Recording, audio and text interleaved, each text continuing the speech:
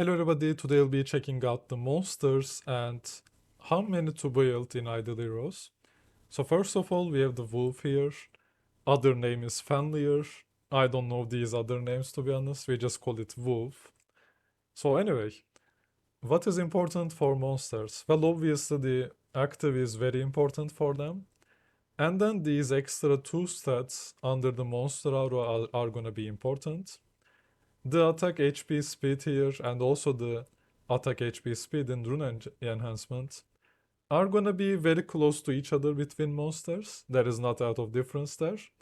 And speed is the same for all of them. So we don't look into those when choosing monsters, obviously. We just focus on these two stats that are gonna change. They are not gonna be armor break and precision on all of them. And then the active part of it. So let's check out the active of Wolf. Well, it does a little bit of damage. This part again not important, how much you deal. It is very low amount, we don't really care about that. It can help in early game of course, but as long as you have a damage dealing monster, the damage difference between them is gonna be minimal. And then it is gonna bleed those 4 enemies. This part is important because it is also gonna add damage against bleeding targets. So there are a total of 6 heroes you can use in fight. However, this only deals damage to 4 of them and bleeds them. That means the other 2 is gonna be not bleeding, obviously. So that can be a problem, we will see into that later. And then it's gonna deal extra damage per round, whatever. So this part is very important at the bottom. Meanwhile, increases for random allies 80% damage against bleeding targets. So it is gonna land on 4 out of your 6 heroes, unless you have 4 left or less. And there is gonna be 4 enemies that are bleeding. So, you kinda need to hit those bleeding heroes with your heroes that have the buff for it to work properly. And if that happens, you are gonna get a damage boost of 80%. This is almost like making a normal hero into a giant killer hero, basically almost doubling its damage, right? It is insane.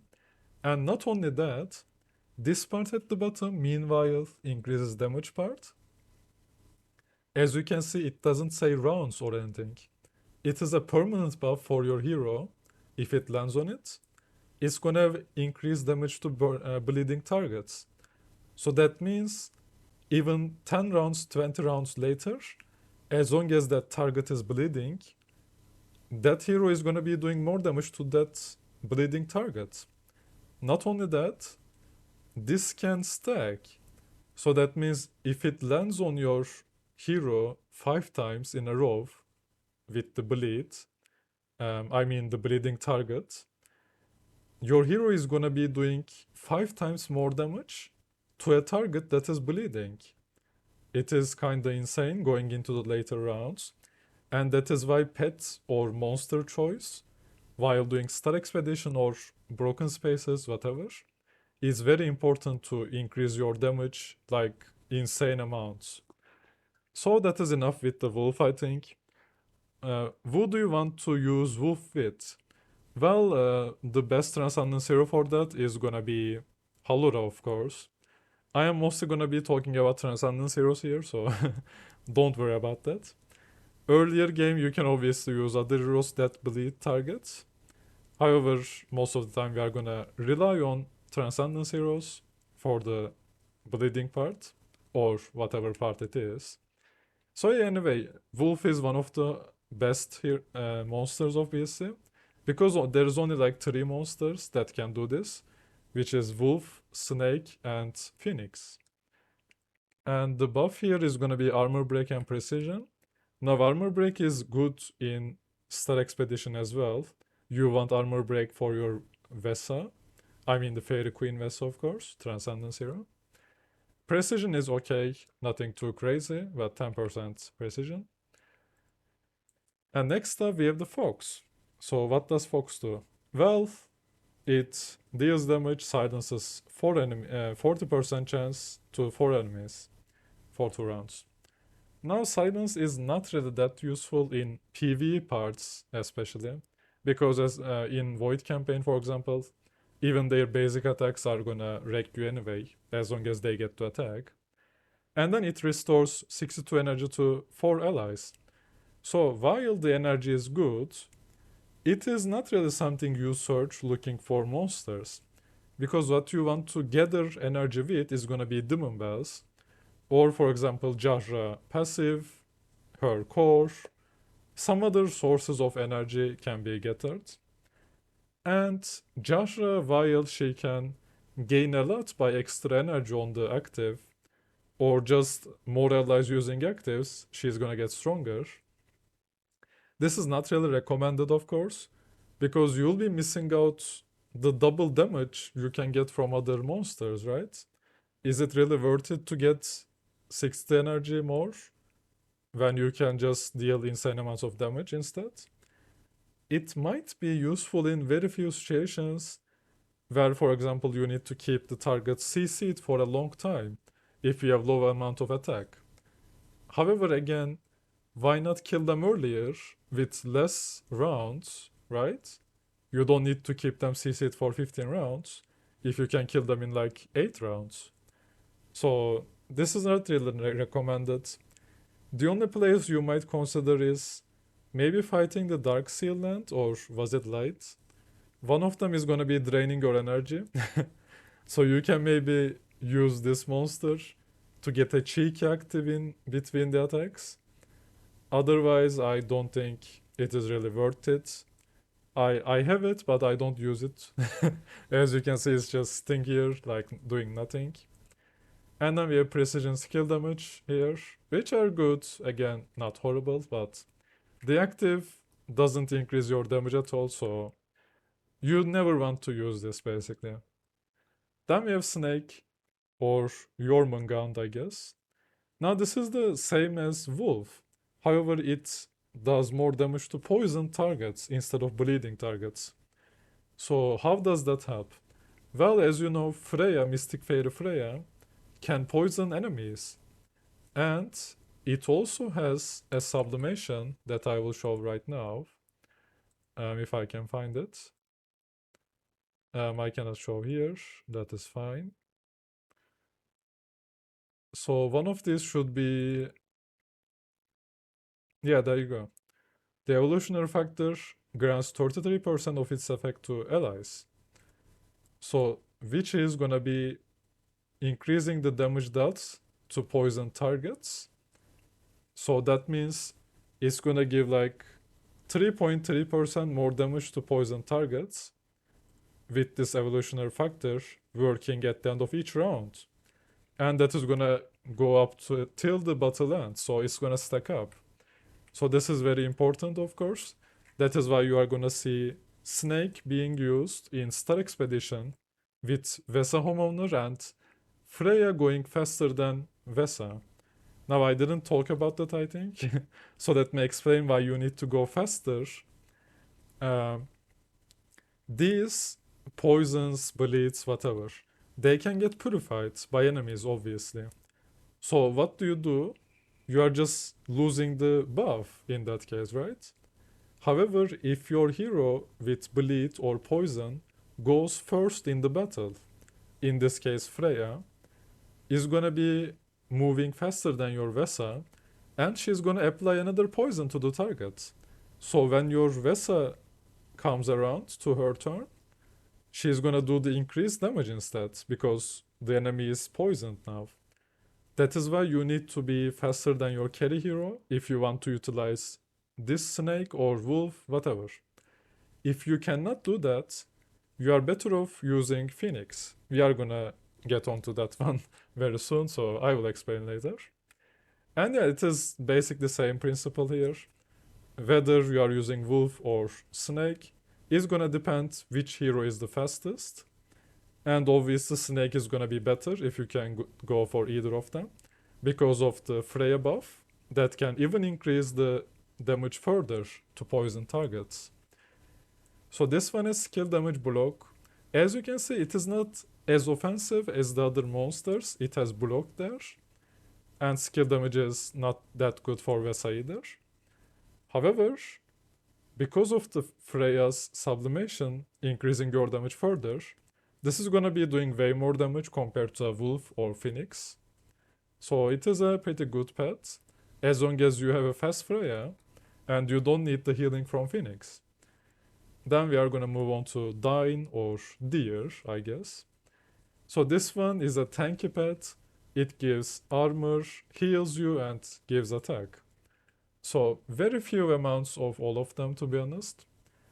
We were using this back in the day as a tanky pet because we didn't have Lion back then, which is Nemean, I believe. So it kind of fell off. You can still kind of use this in like, I guess Forest Land maybe, because it just has defensive buffs here, which is armor and block. In Forest Land, it is very important to survive the first few attacks. So this pet is gonna be one of the uses maybe, if it is still not better than if it is still not better than Lion in Forest Land, then this one has no uses at all, I guess. Other than that, you might see it in Shaho teams, maybe, tanky teams with crowns, blocks, whatever. And yeah, that is basically all that is there. Just a very tanky pet. Doesn't do much damage. Then we have the Niederhog or Dragon. Now Dragon is a pretty good pet if you need stuns. Where do you need stuns? For example, you are doing a seal land, and there are 5 enemies at the boss level. And let's imagine you cannot tank all 5 enemies, but you can survive 4 attacks, for example. In that case, you might have a chance with Dragon if you can tank the 4 enemies and kill the 5th one maybe, because of the help of the stun. It also increases the holy damage by 75% for 2 rounds, so it doesn't go on forever like the other monsters. And it is holy damage 75%, pretty good. However, it is not like the 80% all damage dealt basically on the other monsters. So damage wise, this is gonna be on the lower side. However, the stun might help you in some cases. Again, very niche uses, you don't really want these most of the time. It gives crit damage and crit here, very crit heavy stats. And then we have the Phoenix, the best monster all around. So again, the damage it does is not that important. It's gonna be lower than Wolf. However, it's gonna be healing you for quite a lot. And not only that, it has the 80% damage to burning target, just like Snake or Wolf. And burning is something that is not really easy to do. I think you can do it with EOS. So that is an option. Obviously, Freya and Snake is gonna be mostly used, I guess, later on in the game. Just the stats on this is very good, and also the healing can help a lot in the early game, mid game. And then it is gonna have holy damage and crit damage as the passives. Again, very good, very strong passives here. Both offensive and high amounts of holy damage, crit damage. So it is a pretty good monster all around. However, if you cannot burn the targets, and if the fight goes on for more than 4 rounds, in that case you might consider other monsters. Otherwise, keep working with Phoenix. Obviously, it's just all around better pet in every place you can imagine, probably. And let's move on to Nemean. Yep. So this is the lion. Well, it gives a shield. So while the deer gives you healing, this one shields you. So why is Nemean better? Well, because you might be full HP while deer is trying to heal you. However, if you are full HP, you can still get the shields. So it is obviously a way better one. Also, it is 30% HP shield compared to a 20% healing on the deer, I think. So it is also going to be higher effective HP. And even if your shield is full, that means your HP is most likely going to be full anyway. So you will never miss out on anything with using lion.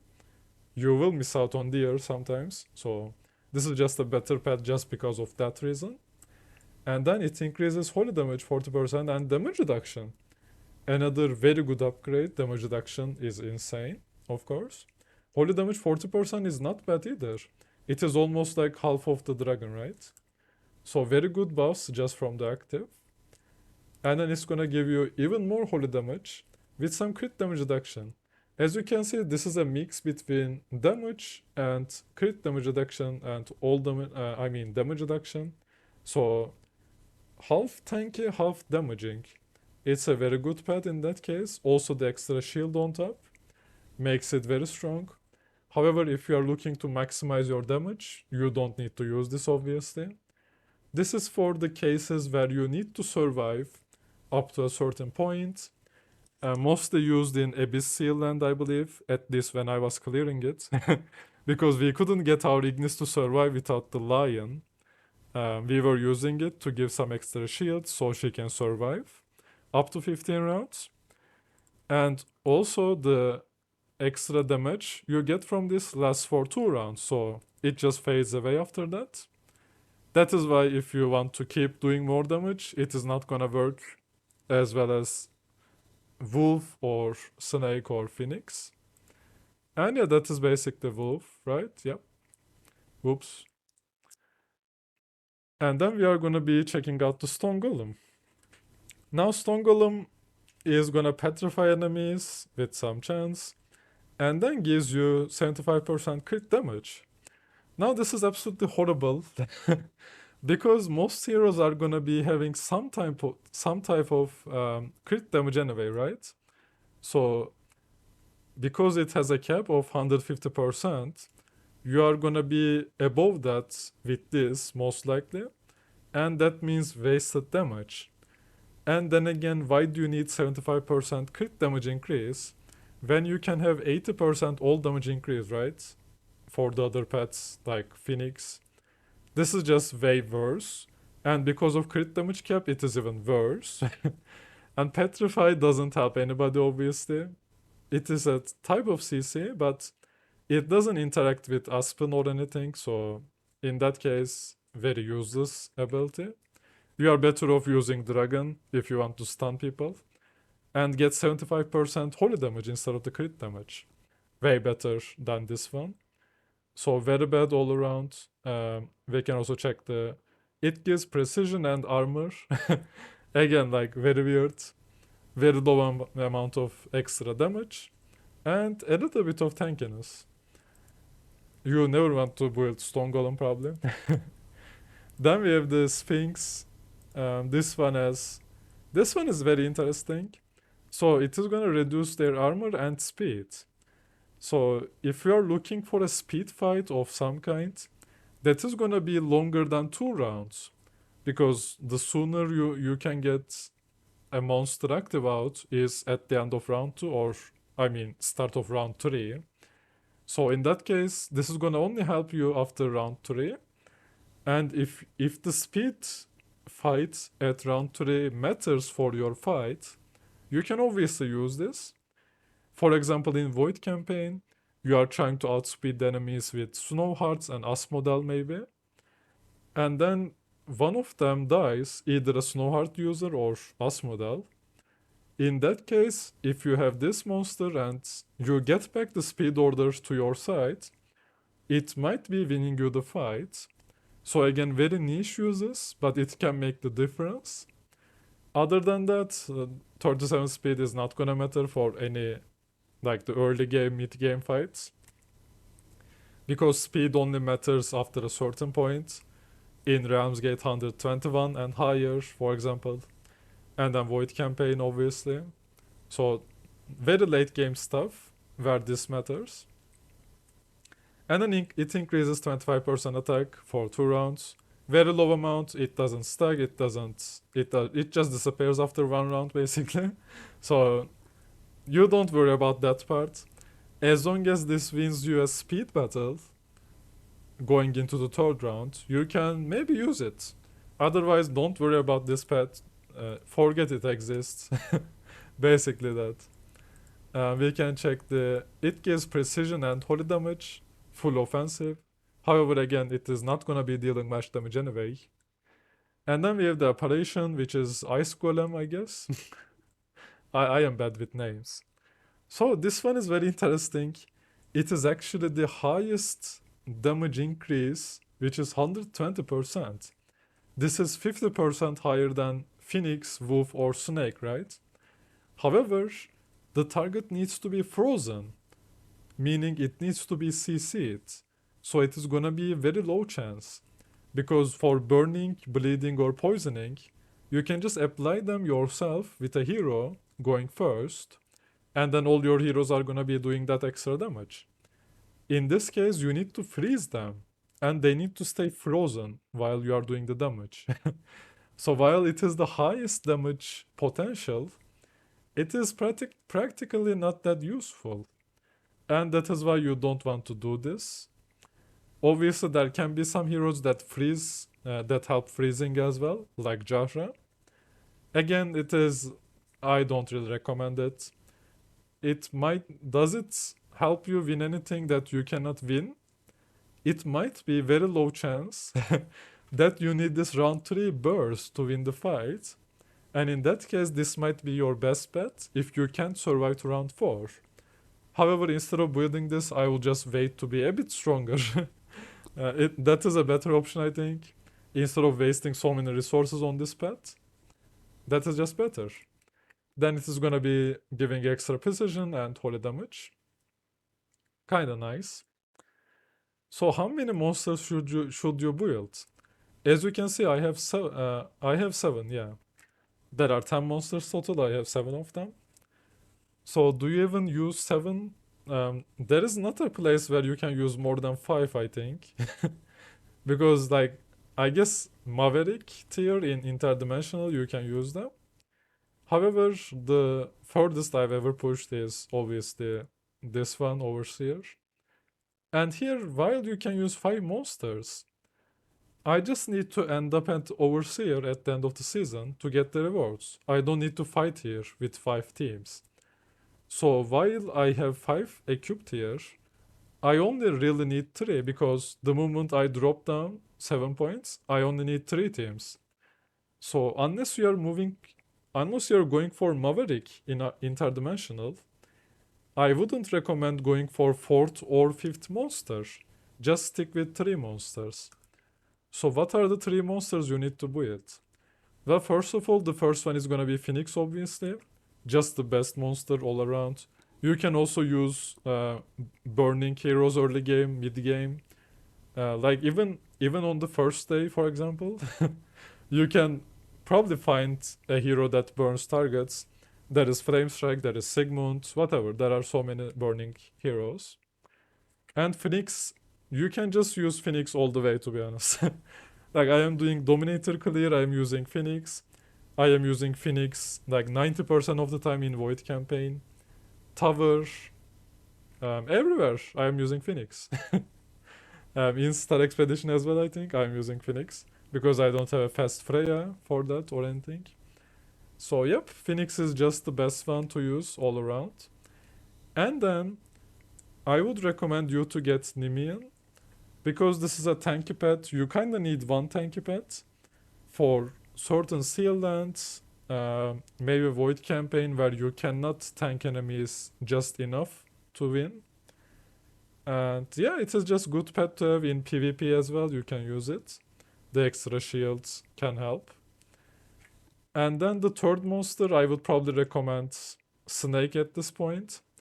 Because most of the time you are going to use Freya in the team. And as long as your opponents can't purify the poison, your extra damage increase is going to work even if Freya isn't going first. So that is why this monster is going to be the third I recommend. So it's going to be Phoenix, Nemean, and then Jormungand. These 3 in order. Phoenix, Lion, and Snake. And yeah, that is all I can recommend. If you are looking for Maverick, where you can use 5 monsters, probably get a deer. The tanky deer can help some teams. And then maybe a dragon you can consider. You can consider wolf. Like these 3 you can consider. Because Wolf you can use in Seal Land as well. For example, Abyss Seal Land, you are gonna be using Halura, so Wolf is gonna stack up during the fight. And yeah, that is all I can say about monsters, I think. Hopefully this answers all your questions. If you have any other questions, let me know in the comments. And thank you for watching. Leave a like and subscribe, and I'll see you in the next video. Bye bye.